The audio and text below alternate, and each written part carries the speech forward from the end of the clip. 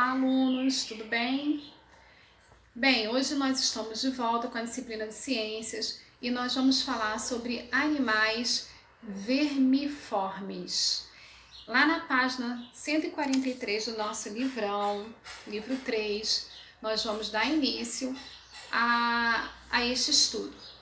Esses animais, eles são conhecidos como vermes, um grande número de animais de corpo mole e alongado. São invertebrados e podem ser terrestres e também aquáticos. A vida livre ou parasitas.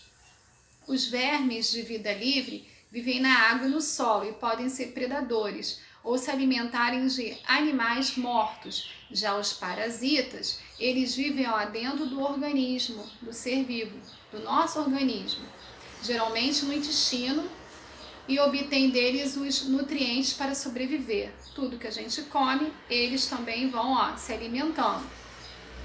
Alguns desses animais podem causar doenças, inclusive aos seres humanos. O corpo e a diversidade dos animais vermiformes. O corpo dessas vermes podem ser achatados ou cilíndrico. Algumas espécies são microscópicas, a gente só consegue observar, só consegue ver através do microscópio, tá bom? Então, enquanto outras podem chegar até 10 metros de comprimento. Também existem aqueles alongados, aqueles maiores. E eles se abrigam, eles procuram um hospedeiro, que é o nosso organismo, eles se abrigam lá no interior do nosso organismo e vão se regenerando. A regeneração é a capacidade de tecidos, órgãos e os mesmos organismos de se renovarem e se recomporem. Aí nós vamos ver a planária, que é um exemplo de verme de vida livre, e ele é achatado e não depende de um hospedeiro para sobreviver. As planárias têm grande poder de regeneração, elas se regeneram, elas podem se reproduzir por divisões, como é possível observar na imagem lá da página 143. Elas vão se reproduzindo, certo? Então, lá na página 144, nós vamos dar continuidade a esses vermes falando sobre o esquitossomo.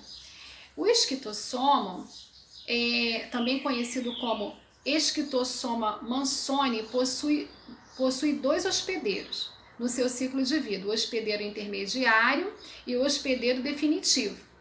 O hospedeiro intermediário é o caramujo e o hospedeiro definitivo é o ser humano.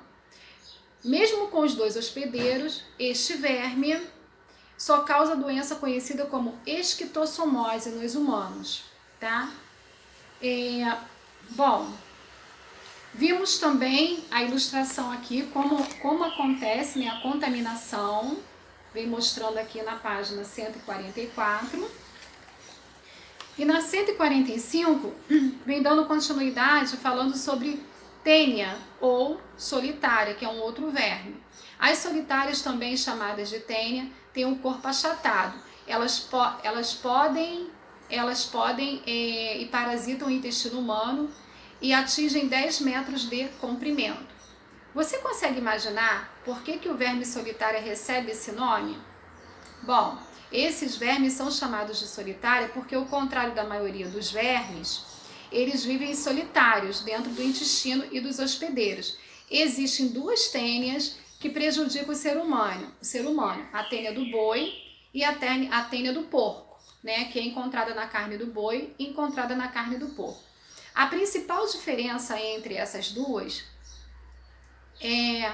elas é o hospedeiro intermediário. Na tênia do boi, o hospedeiro intermediário é o boi, e na tênia do porco é o porco. Ambas elas causam o quê? Doenças, tá? Chamada cisticercose. A tênia é uma infecção intestinal, já é cisticercose para alcançar outras partes do corpo, como o músculo, o coração, os olhos, até o cérebro. e por isso pode ser mais grave. Mais abaixo nós vamos ver o bicho geográfico, o verme do amarelão. O verme do amarelão, que causa doença chamada como amarelão, é o verme chamado bicho geográfico. Também são parasitas diferentes dos anteriores. Eles têm corpo cilíndrico e pode ser encontrado em ambientes terrestres. Olha aqui o verme do amarelão. Tá? E a contaminação aqui, ó, no pé, vem a ilustração na página 145. Bom, no bicho geográfico, as larvas ficam locomovendo sobre a pele, causando muita coceira, tá? Já é a contaminação. Na página 146, nós vamos dar continuidade falando da lombriga. A lombriga também é um verme parasita que tem um corpo cilíndrico. Os seres humanos podem se contaminar com ovos da lombriga pela ingestão de alimentos mal lavados, água contaminada ou mesmo por falta de higienização das mãos após usar o banheiro.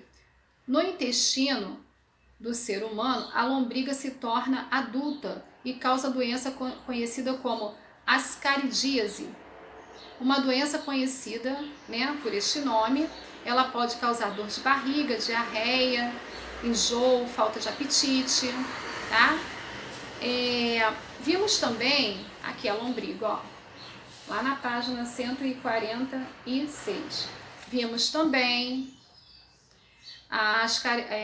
abaixo da ascaridíase, né, dessa lombriga, a verme da filariose. Outros exemplos de vermes de corpo cilíndrico são os causadores da filariose, também conhecida como elefantíase. Olha só como a perna fica, né, quando é contaminada através dessa verme.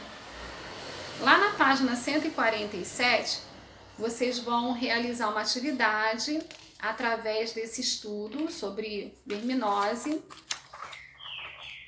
E na página 148, nós vamos dar continuidade falando sobre os anelídeos, que são animais representados na imagem, né, nessas imagens aqui que estão fixas no livro, né? E esses animais, eles fazem parte do grupo que tem um corpo formado por anéis. Portanto, são denominados por este nome, anelídeos. Alguns exemplos de anelídeos são as minhocas, o sanguessuga e o verme de fogo. Aí eu vou mostrar aqui para vocês, ó, lá na página 148, certo? As minhocas e sanguessugas possuem o clitelo, que é uma estrutura envolvida na reprodução desses animais. As minhocas, elas são terrestres e possuem poucas cerdas, tá? O que é cerdas? Cerdas são projeção que sai da lateral do corpo do anelídeo e auxilia na sua movimentação. Alguns representantes apresentam cerdas ao longo do corpo dos animais aquáticos, sendo muito deles marinhos, como a vermes de fogo. Na página 149, nós vamos ver a importância desses anelídeos, né?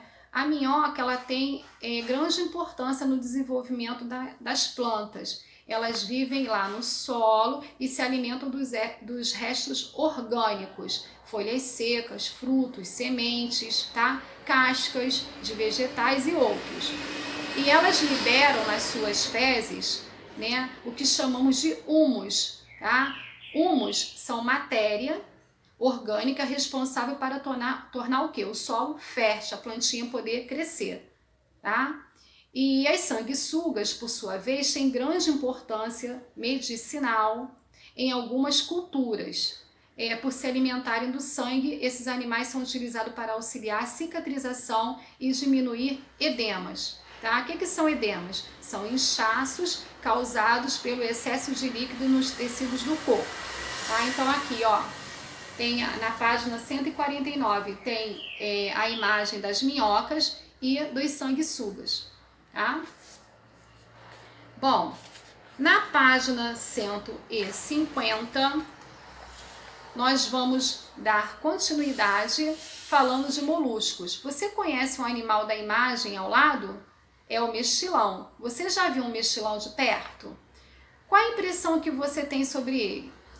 os moluscos são animais de corpo que, ó, mole. A maioria deles tem uma concha e serve para proteção. Alguns vivem no ambiente aquático, enquanto outros, né? Enquanto outros vivem em ambiente o quê? Terrestre. Então vamos ver lá o mexilão. Ó, na imagem aqui mostra, tá? Bom, mais abaixo nós vamos ver a ostra e o mexilão. Nós vamos ver o caramujo e a lesma. Então e lá embaixo nós vamos ver o Nautilus, que apresenta concha externa, a lula tem concha interna e o polvo não tem concha. Os Nautilus, as lulas e os polvos só vivem em ambiente, ó, marinho. Então eles estão aqui, ó, todos eles, na página 150, tá? Aqui abaixo da imagem vem informando o nome de cada um.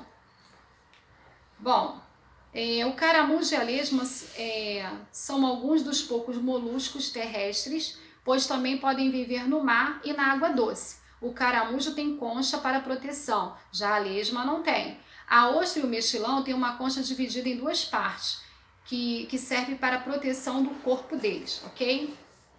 Lá na página 151, tá? Nós vamos ver a imagem da ostra e aqui vem falando uma curiosidade sobre ela, né? Vem dizendo que, vem fazendo uma pergunta, né? Se vocês conhecem, já viram uma ostra, né? E as pérolas são produzidas por alguns tipos de moluscos. A pérola é produzida quando algum corpo estranho ele fica, né, na parte mole da concha desses moluscos. E aí nasce a pérola, tá? E aqui vem pedindo para vocês pesquisarem sobre isso também. Mais abaixo vem falando sobre os equinodermos. A palavra equinodermos, ele significa, ó, espinhos na pele. Você consegue imaginar quais animais fazem parte desse grupo? Quais animais possuem espinhos? Bom, o ouriço do mar, a estrela do mar, são animais que possuem espinhos no corpo, tá? São exemplos de equinodermos. Bom, o grupo do equinodermos ele é formado por seres exclusivamente marinhos. A maioria dos animais equinodermos possuem espinhos na pele.